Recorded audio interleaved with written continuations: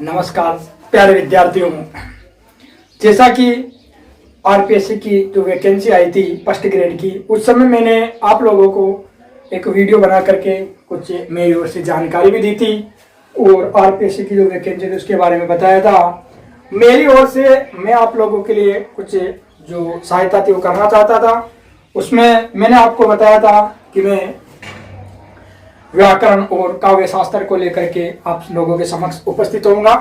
और वैसे तो अपना जो प्लान था और जो वादा था, इसे मानो या हमने जो 100% कोशिश थी, वो कोशिश अपने 8 तारीख को देने की थी क्लासेज, लेकिन समय अभाव मानो, क्योंकि जो इंटरव्यू था हमारा वो लगभग 4:15 पे स्टार्ट हुआ और 35-36 से भी ज्यादा यानी 40 के लगभग तक चला।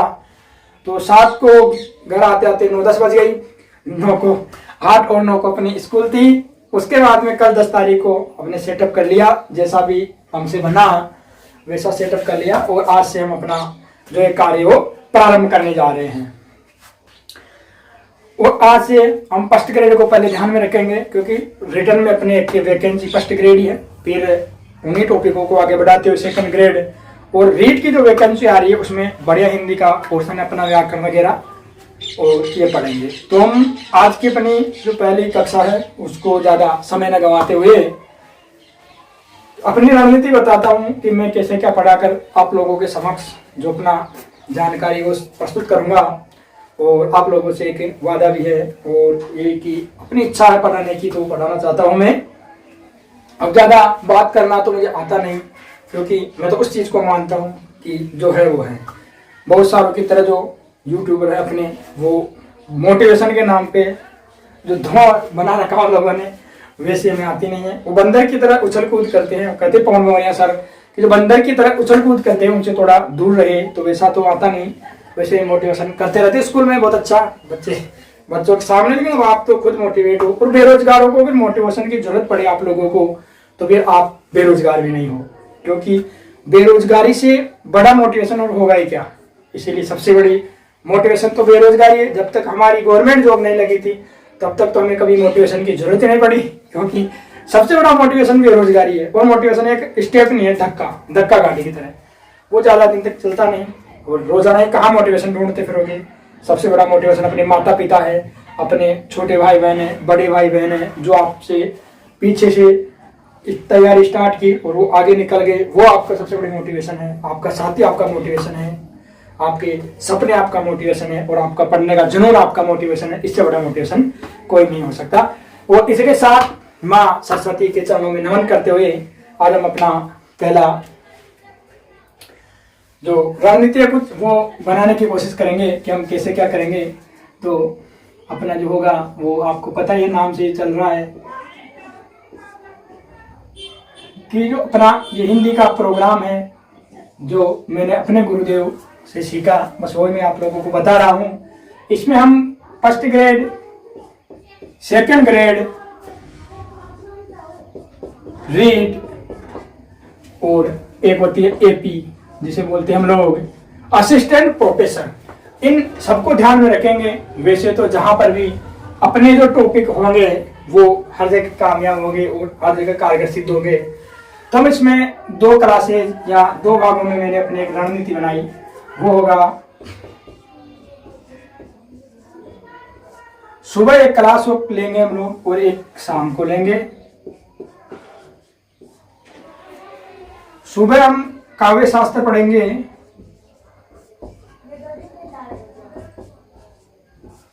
और ये काव्य शास्त्र हम 0 से लेकर के जो अपने टॉपिक जुड़े हुए हैं उनको पढ़ेंगे। और ये अपनी 1 घंटे की कक्षा होगी, लगभग 1 घंटा।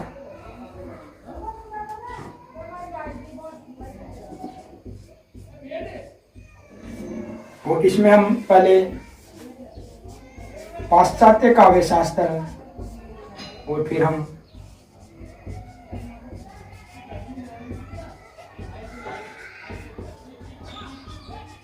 भारतीय काव्य शास्त्र पढ़ेंगे।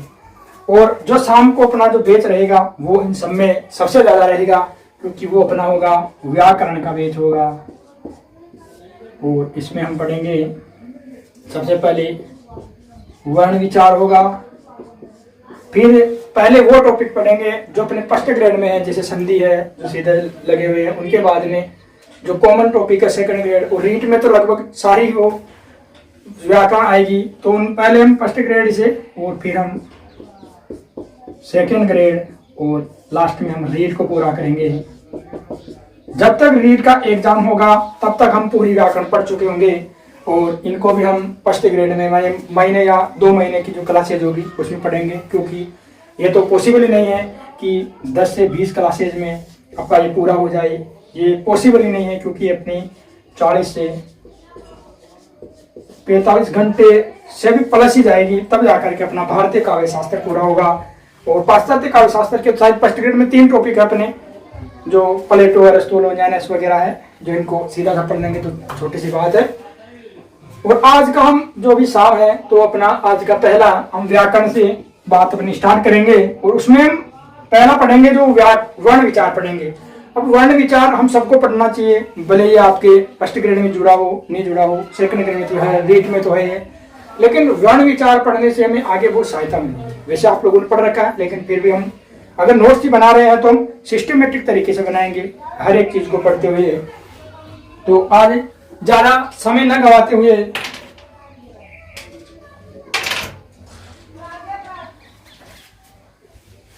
और आज का अपना पहला टॉपिक हम स्टार्ट करते हैं।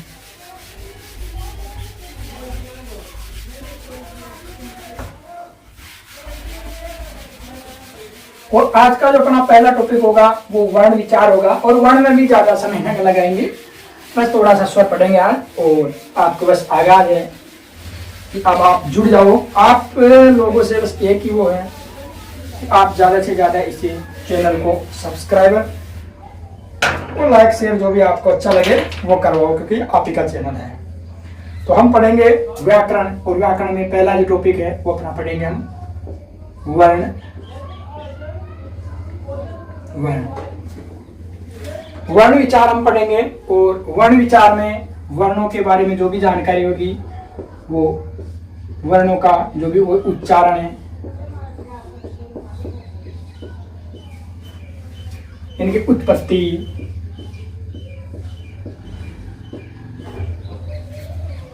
जो भी इनके बारे में जानकारी चाहिए वो हम लेते हुए पूरा करेंगे।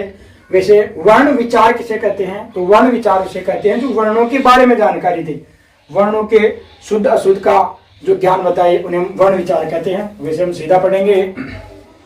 वर्ण वी धातु से बना है।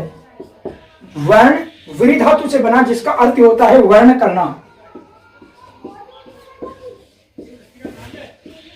या इसे हम कह सकते हैं चुनना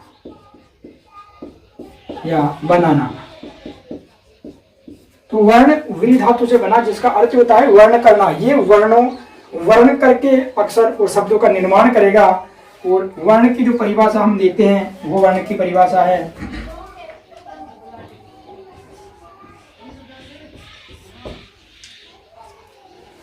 तो आप सबको पता है कि भाषा की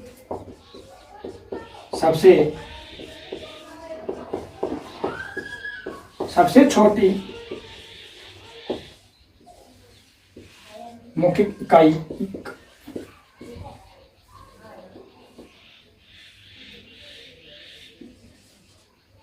भाषा की सबसे छोटी मौखिक इकाई ध्वनि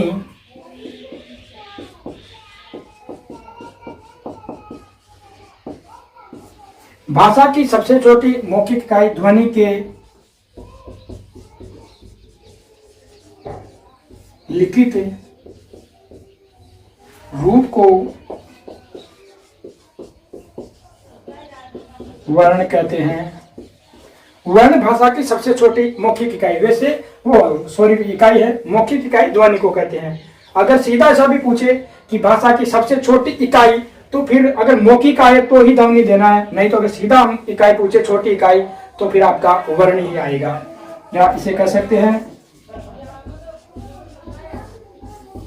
ध्वनियों का भाषा का जो मौखिक रूप है, मौखिक रूप के जो प्रतीक चिन्ह होते हैं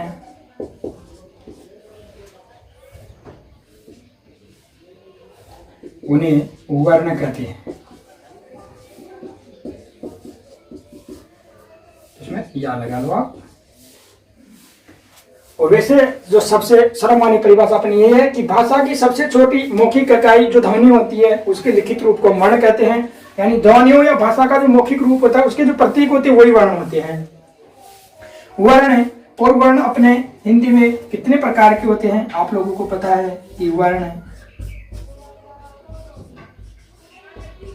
2 प्रकार के होते हैं, जिनमें एक होता है स्वर वर्ण और एक होता है व्यंजन वर्ण। और स्वर और व्यंजन हम पढ़ेंगे आगे। वर्णों में लिखो वर्णमाला। तो वर्णमाला किसे कहते हैं, थोड़ा ऊपर लिखते हैं।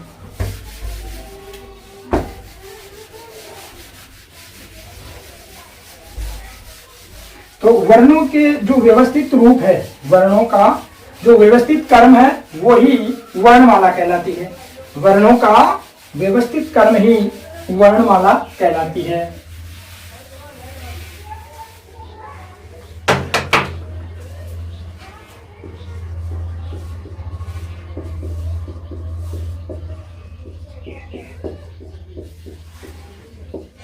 वर्णों का व्यवस्थित क्रम या इसे आप लोग कहते हो रूप वर्णमाला कहलाती है।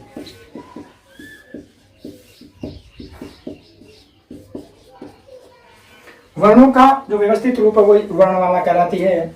और वर्णमाला में कितने वर्ण कितने प्रकार के होते हैं, स्वर वर्ण और व्यंजन वर्ण। तो पहला हम पढ़ेंगे स्वर वर्ण।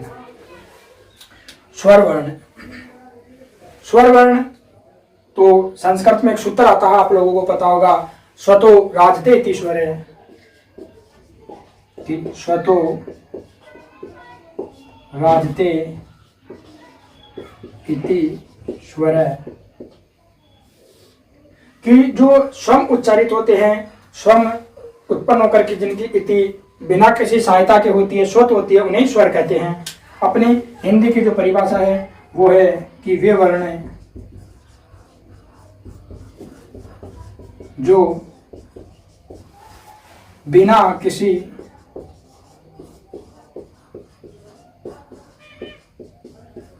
अन्य वर्ण की सहायता से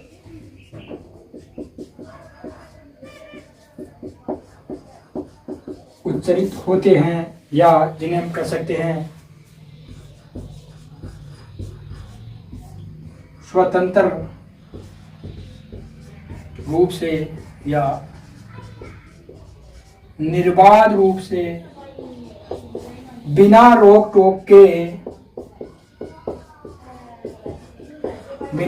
टोक के स्वतंत्र रूप से, निर्बाध रूप से, बिना रोक टोक के, बिना विघ्न या बाधा के, बिना विघ्न या बाधा के, बिना विघ्न या बाधा के उच्चारित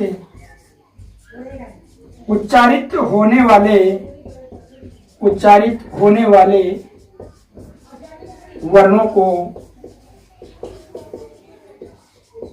स्वर वर्ण कहते हैं।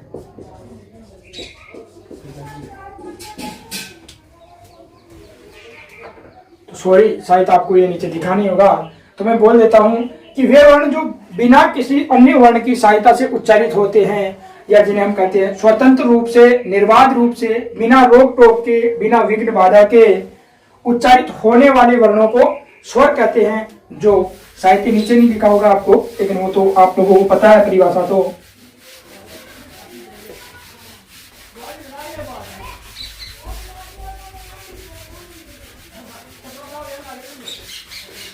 हिंदी में स्वर कितने हैं तो आप लोगों को सबको पता है कि हिंदी में स्वरों की संख्या कितनी है। तो स्वरों की संख्या है 11। स्वर 11 होते हैं। ए, आ, ई, उ, रे, ए ओ ओ। अंग जो होते हैं वो स्वर नहीं माने जाते, क्योंकि उन्हें अयोगवाह कहते हैं। अनुस्वार विसर्ग को अयोगवाह कहते हैं, क्योंकि इनको वाह नहीं होता, वहन नहीं होता।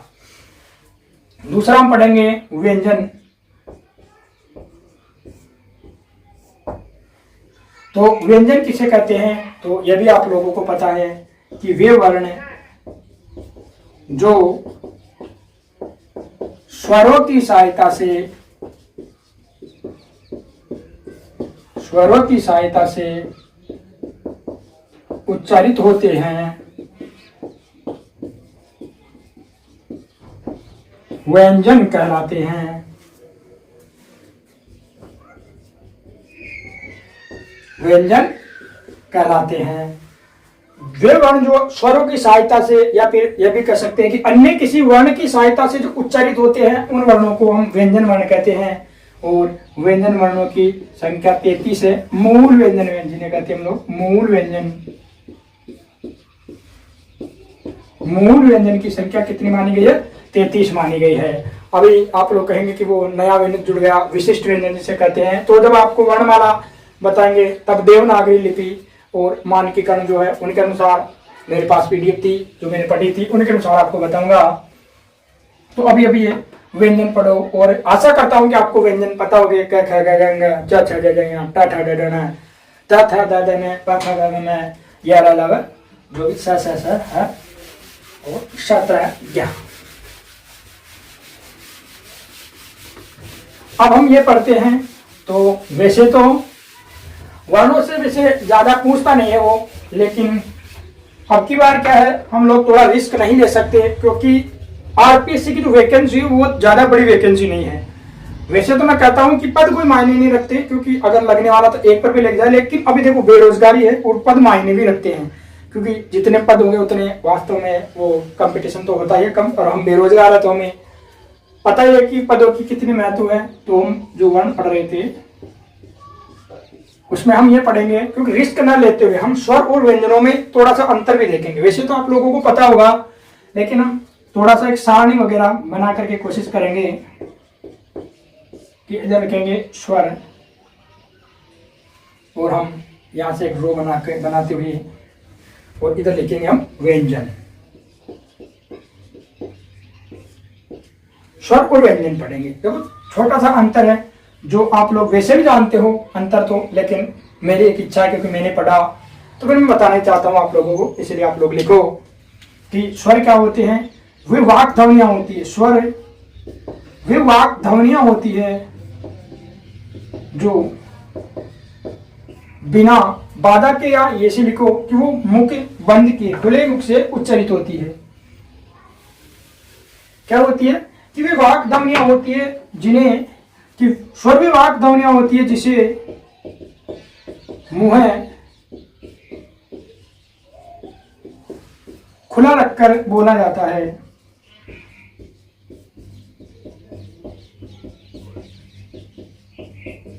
बोला जाता है। अब बहुत सारे महात्मा भी कह सकते हैं कि व्यंजन कौन से बंद मुंह से बोले जाते हैं। बंद मुंह से नहीं बोले जाते, लेकिन व्यंजन बोलने के समय अपना मुंह बंद भी होता है। जैसे प बोले प फ ब भ देखो, लेकिन आ में बोलो आ ई उ ए ओ री, कहीं कोई सा भी स्वर बोल लो उसमें मुंह बंद होता ही नहीं। लेकिन व्यंजन में अलग अलग स्पर्श जो है होता है, इसलिए इन्हें हम कह सकते हैं कि व्यंजन भी वो वाक ध्वनियां ही होती है। व्यंजन भी होती तो वाक ध्वनियां ही है, लेकिन इनमें क्या होता है कि मुंह बंद भी होता है। मुंह बंद करके भी बोला जाता है। अब इसका मतलब आप कतई न समझे कि मुंह बंद करके कैसे आवाज आएगी, वो आप लोग समझ गए कि जैसे प वर्ग बोलो प फ ब, तो जो अपने होठ आपस में स्पर्श कर रहे हैं उसे बोलते हैं मुंह बंद करके, नहीं तो समृद्ध स्वर को बहुत सारे बंद भी बोलते, फिर वो कैसे होगा। दूसरा हम इसका जो अंतर देखेंगे, वो दूसरा जो प्रसिद्ध अंतर है कि बिना किसी बाधा के उच्चारित होते हैं। अब इनमें बाधा आती है। बाधा कौन सी आती है? क्यों स्पर्श करते हैं विभिन्न भागों को। तो इनमें क्या लिख सकते हैं हम लोग कि विघ्न या बाधा से उच्चारित होते हैं। अब हम ये कह सकते हैं कि स्वर है जो स्वतंत्र उच्चारण इनका संभव है। स्वरों का उच्चारण स्वतंत्र उच्चारण संभव है। स्वरों का जो उच्चारण है, स्वर उच्चारण स्वतंत्र, ये संभव है, ये संभव है, क्योंकि स्वरों का जो उच्चारण होता है वो स्वतंत्र संभव होता है, लेकिन इनका असंभव है। ये है कि व्यंजनों का स्वतंत्र उच्चारण कतई संभव नहीं है, तो ये स्वतंत्र उच्चारण है, असंभव है, असंभव है। तो एक हो गया कि वाक ध्वनियां होती जिन्हें मुंह खुला रखकर बोला जाता है, वे वाक ध्वनियां होती जिन्हें मुंह बंद करके बोला जाता है। विभिन्न स्पर्श होते हैं मुंह के, बिना किसी बाधा के विघ्न या बाधा से उच्चारित होते हैं, यानी इनमें बाधा आती है, बिना किसी बाधा के उत्पन्न नहीं हो सकते हैं।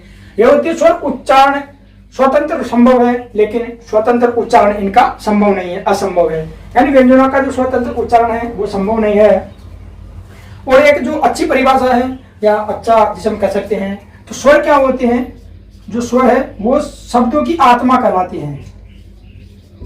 स्वर शब्दों की आत्मा कहलाते हैं, जबकि जो अपने ये होते हैं व्यंजन, ये शब्दों का शरीर कहलाते हैं, शब्दों का शरीर कहलाते हैं। आत्मा कौन होती है? आत्मा स्वर होते हैं और शरीर शब्द होते हैं। तो आप इसका स्क्रीनशॉट लो, बहुत अच्छा है। और मैं तो चाहता हूं कि इसे अच्छे पेपर बने, तो आप जैसे अच्छे लोग पढ़कर अपनी वैकेंसीज में आए, अपनी सरकार में आए, शिक्षा का उद्धार करें। क्योंकि शिक्षा का अर्थ लोगों ने बदल दिया। शिक्षा का अर्थ लोगों ने नौकरी करना रख दिया, पैसा कमाना रख दिया, जबकि शिक्षा का उद्देश्य है दिमाग को जिंदा करना, विवेक को जिंदा करना, ताकि शिक्षा का सही अर्थ समझ सके। तो मैं आशा करता हूं आप लोगों ने स्क्रीनशॉट ले लिया होगा, या इसे पुश करके आप लिख सकते हो। इसके बाद में हम अब आगे पढ़ेंगे स्वरों का जो वर्गीकरण है, स्वरों का वर्गीकरण पढ़ेंगे।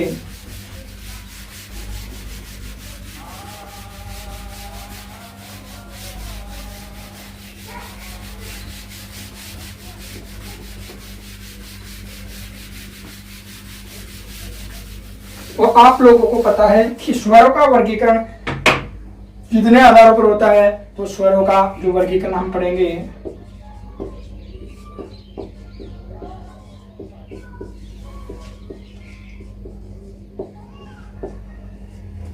वो हम 6 आधारों पर स्वरों का वर्गीकरण पढ़ते हैं।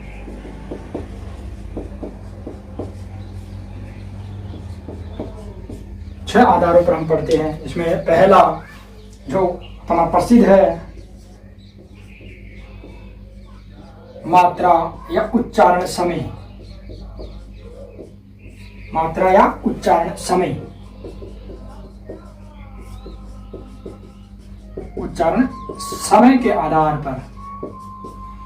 मार्कर में कोई परेशानी हो तो आप अगले वीडियो में, वैसे मैं देख लूंगा, कमेंट तो कर देना, मैं बदल लूंगा आपके बारे में। तो पहला है मात्रा या उच्चारण समय के आधार पर। दूसरा हम पढ़ेंगे जीव की क्रियाशीलता। जीव की क्रियाशीलता के आधार पर। आगे पीछे कैसे पढ़ सकते हैं। तीसरा जो हम पढ़ते हैं वो मुख आकृति। मुखाकृति, मुखाकृति के आधार पर। और चौथा हम पढ़ते हैं वो ओष्ठ आकृति के आधार पर। ओष्ठ आकृति के आधार पर। एक हम पढ़ते हैं रचना या बनावट के आधार पर। रचना या बनावट के आधार पर, जो हम सजातीय विजातीय पढ़ते हैं वो इसी के आधार पर पढ़ते हैं। तो रचना या बनावट के आधार पर। रचना या बनावट के आधार पर एक हो गया, मात्रा उच्चारण समय के आधार पर, ओष्ठ आकृति के आधार पर। और अब एक जो अपना लास्ट जो बचता है छठा प्रकार, वो हम पढ़ते हैं हवा जो अपने मुख से या नाक से बाहर निकलती है उसी के आधार पर, जिसे हम बोलते हैं अनुनासिक या निरानुनासिक। तो हम उसे कहेंगे कि हवा का नाक या मुंह से निकलने के आधार पर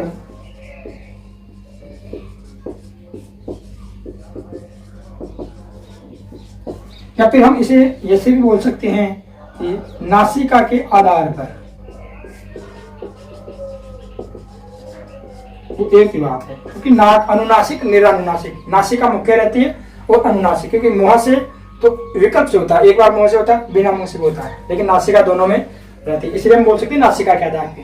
तो 6 प्रकार के आधार पड़ते हैं, मात्रा या उच्चारण समय के आधार पे, जीव की क्रियाशीलता के आधार पे, और मात्रा या उच्चारण समय के आधार पे हम 3 प्रकार से पढ़ते हैं।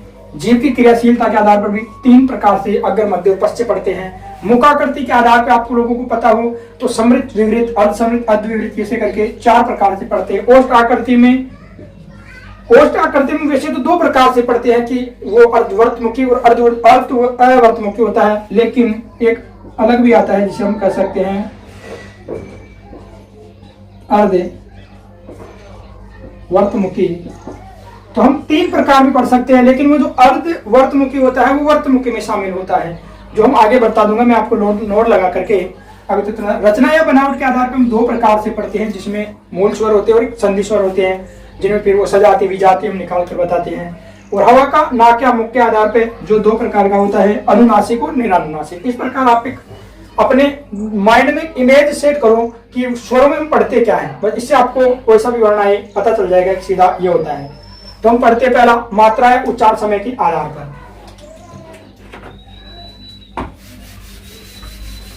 मात्रा या उच्चारण समय के आधार पर, और मात्रा किसे कहते हैं आप लोगों को पता है, वैसे तो बताने की क्या जरूरत, लेकिन फिर भी मैं तो हर चीज लिखाऊंगा ताकि जब पेपर हो तो कुछ अच्छा लगे बताने के लिए। तो आपको लिखो पहले मात्रा। तो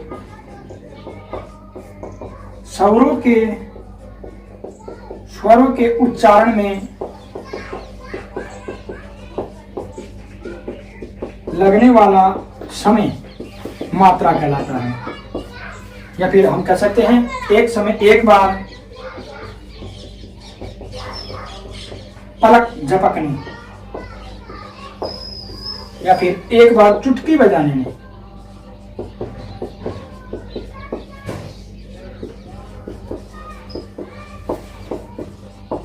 जो समय लगता है वो मात्रा होती है, जिसे एक मात्रा कह सकते हैं। लेकिन मुख्य ये है कि स्वरों के जो उच्चारण में लगेगा वो समय वही मात्रा होगी। अब एक बार पलक झपकेंगे वो एक मात्रा है, 2 बार फिर 2 मात्रा हो जाएगी, लेकिन वो जो समय लगता है वो यही है कि जो मात्रा उच्चारण कर रहे हैं जिस स्वर का, उसमें कितना समय लग रहा है वही मात्रा होती है। तो हम पढ़ रहे हैं, ये आप लोग लिखेंगे शीट पर। हम मात्रा या उच्चारण समय के जो आधार पर हम पढ़ेंगे वो 3 प्रकार से पढ़ेंगे।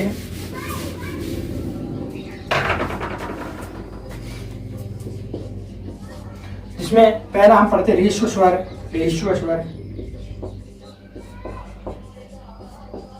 दूसरा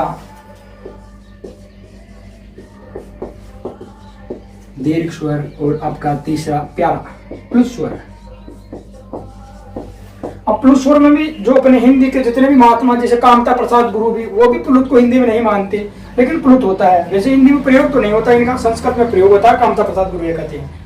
तो हम पहला पढ़ेंगे ह्रस्व स्वर। ह्रस्व स्वर किसे कहते हैं वो लिख लेते हैं पहले। तो लिखो ह्रस्व स्वर कि वे वर्ण या स्वर भी कह सकते हैं, क्योंकि स्वर और अक्षर को बताया नहीं, बताऊंगा शायद कि वर्ण और अक्षर में क्या अंतर होता है। तो ह्रस्व स्वर कि वे वर्ण या वे स्वर जो जिनके उच्चारण में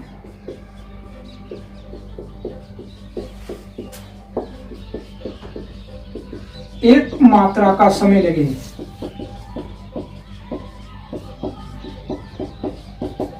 कि जिनके उच्चारण में एक मात्रा का समय लगे उन्हें क्या कहते हैं, ह्रस्व स्वर कहते हैं। और इनकी संख्या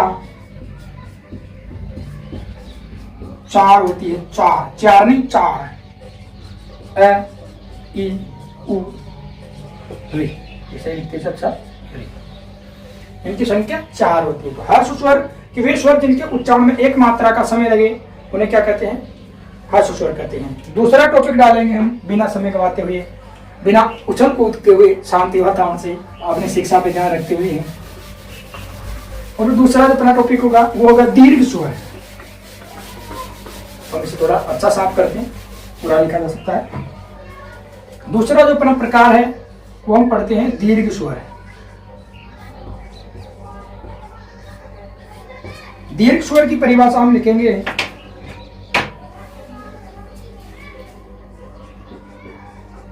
कि वे वर्ण या स्वर, एक ही बात है कि वे वर्ण या स्वर जिनके उच्चारण में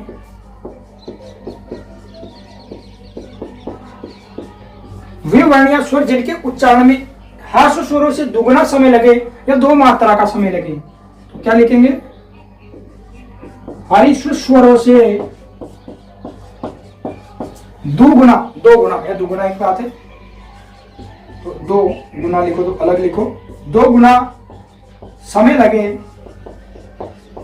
पहली परिभाषा, तो उन्हें दीर्घ स्वर कहते हैं। दूसरा, ह्रस्व स्वरों से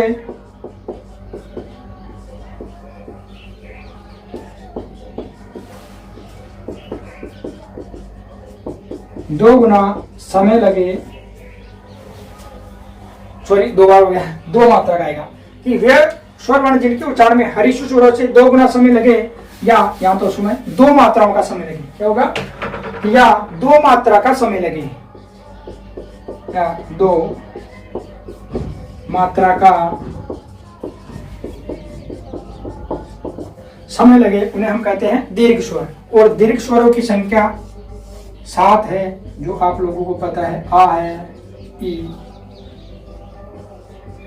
उ, ए, ओ, 1 2 3 4 5 6 7 दीर्घ स्वरों की संख्या 7 है। और वो एक अपना प्रकार बढ़ता है, तीसरा, वो है प्लुत स्वर। तो मैं ज्यादा समय नहीं गवाते हुए आपके किसी वीडियो को पॉज करके, या फिर अगर आपके पास ये नोट्स बने हुए हैं तो आप सीधा इन्हें वीडियो देख भी सकते हो, लेकिन देखना जरूर, क्योंकि मैं इसमें बताऊंगा कि अंतर स्वरों में क्या होता है। अलग है कुछ अपने तरीके से, एक बार देखो तो सही, 1 2 क्लास देखो, अगर अच्छा या अलग ना लगे तो मत देखना बाद में, लेकिन एक बार देखना। ये मत देखना कि वर्ण पढ़े हुए हैं इसको नहीं पढ़ते हैं। मैं अगर इतनी मेहनत करके कुछ पढ़ा रहा हूँ, इतना बता रहा हूँ, तो एक बार मेरी मेहनत भी देखो कि क्या बता रहा है, सही है। हाँ, एक बार देख लो आप लोग, वर्णों का पूरा टॉपिक देख लो, अगर आपके नोट्स से इसमें कुछ अलग ना लगे तो बाकी टॉपिक मत देखना, आप तो सीधी सी बात है, लेकिन इसे पूरा देखना एक बार। तीसरा जो प्रकार है वो हम पढ़ेंगे प्लुत स्वर है। प्लुत स्वर क्या होते हैं? प्लुत का शाब्दिक अर्थ होता है प्रदीर्घ, प्रदीर्घ यानी दीर्घ से भी ज्यादा समय लगना, दीर्घ से भी अधिक, दीर्घ से भी जो अधिक होता है वही प्रदीर्घ होता है, उसे प्लुत कहते हैं। तो सीधी सी परिभाषा लिखते हैं, ज्यादा समय नहीं गवाते हुए, कि वे वर्ण है। अब आपको स्वर वर्ण अक्षर में पता है कि वो भी बताऊंगा थोड़ा लास्ट में, कि वाणी स्वर और अक्षरों में बदलते हैं। तो वे वर्ण जिनके उच्चारण में 3 मात्रा का समय लगे, 3 मात्रा का समय लगे, कि वे वर्ण जिनके उच्चारण में 3 मात्रा का समय लगे, या ह्रस्व स्वरों से 3 गुना समय लगे। अगर मिला के लगे तो 3 गुना लिखना, 3 गुना अलग अलग हो जाएगा, 3 गुना समय लगे, वो क्या होते हैं? प्लुत स्वर होते हैं। और प्लुत स्वरों की संख्या पहले आप लोग 8 लिखो सीधा, ये थोड़ा समझाऊंगा मैं। 8 क्या होते हैं? अ प्लस 7 आपके दीर्घ जो स्वर है वही क्या होती है? आपके 8 प्लुत स्वर होते हैं। शायद पीछे चला गया, सॉरी, ये आप लोगों को दिख तो रहा है क्योंकि थोड़ा बोर्ड कैमरा बड़ा है और अभी जो अपना कैमरा उससे सेट नहीं है, तो शायद ये होगा ना, तो यहाँ तक है। इसके बाद में हम देखते हैं ये जो प्लुत स्वर उनकी संख्या 8 है, 8 प्लस यानी अ प्लस 7 दीर्घ वाले और 1 अ जुड़ जाएगा। अब आप लोग कहोगे कि ये छोटा ई क्यों नहीं हुआ, यानी ह्रस्व ई क्यों नहीं हुआ? अगर इसमें हम प्लुत स्वर यानी 3 गुना समय लगाएंगे तो फिर ई हो जाएगा, और ई होते ये दीर्घ में चला जाएगा, इसीलिए ये नहीं होती, केवल अ होता है और 7 दीर्घ होते हैं। ऊ में भी वही हो जाएगा, बड़ा ऊ हो जाएगा, और री हो जाता है, लेकिन रे अपने यहाँ नहीं हिंदी में, तो ये अपना हो गया प्लुत। आप इसमें नोट लिखो, नोट लिखेंगे हम लोग इसमें, और वो नोट है, नोट अपना लिखो नोट। अब क्या हिंदी का, तो नोट में हिंदी में लिखाएंगे हम लोग। नोट है कि जिस स्वर में, या सीधा लिख थोड़ा, सुनिए कि जो प्लुत स्वर होता है कि हाँ तो सीधा यही सही है, देखो सीधी परिभाषा है कि जिस स्वर में प्लुत या 3 मात्रा का समय लगे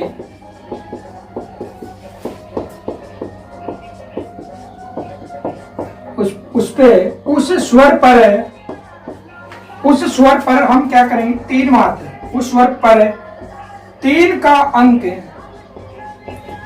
अंक रख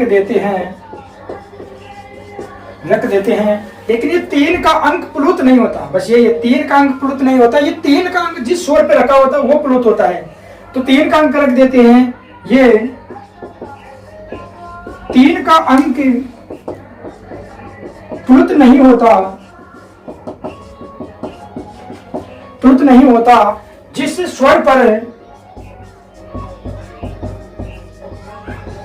स्वर पर ये 3 का अंक रखा होता है वह प्लुत स्वर होता है,